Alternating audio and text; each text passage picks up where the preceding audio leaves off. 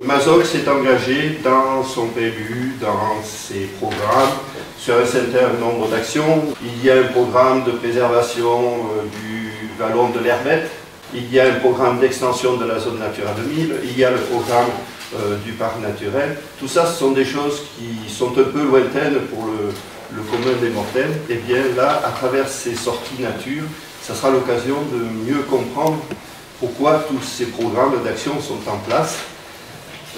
Et qu'ils nous concernent tous puisque c'est notre cadre de vie au quotidien. Faites-le savoir, il y a du monde déjà ce soir, mais bon, faites-le savoir, c'est ouvert à tout un chacun. Il n'y a pas besoin de connaissances extraordinaires, je sais que le mot inventaire a fait un peu peur. Ce sont d'abord des sorties nature.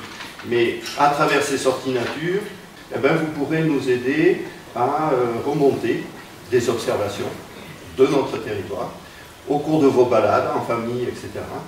Eh bien, ces observations seront réellement prises en compte, d'une part dans un outil qu'on va lancer sur la commune qui s'appelle un atlas de biodiversité communale, et puis à travers d'autres outils dont on vous fera écho plus tard, soit ce soir, soit dans des sorties sur le terrain.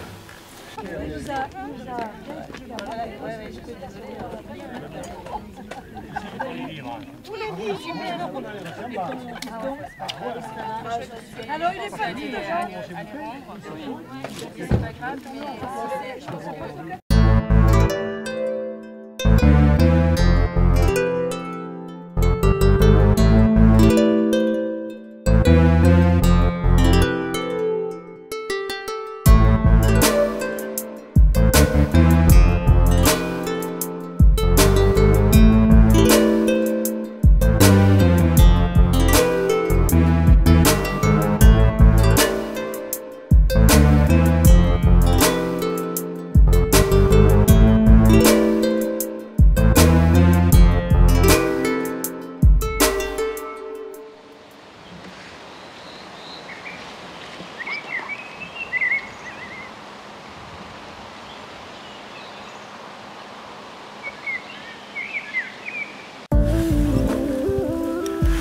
Il est là.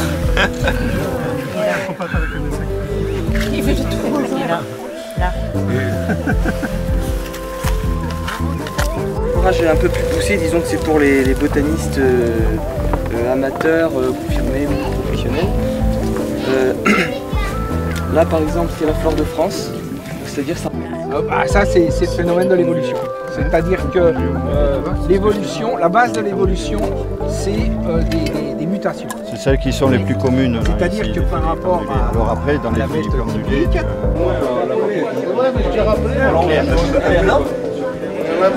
C'est le bleu alors. Jaune.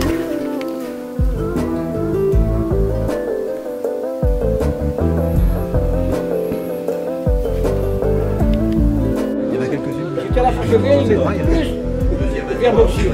Vers l'option, jusqu'à la fois c'est ça. Je sors là et je sors là. Là, je suis allé plus loin.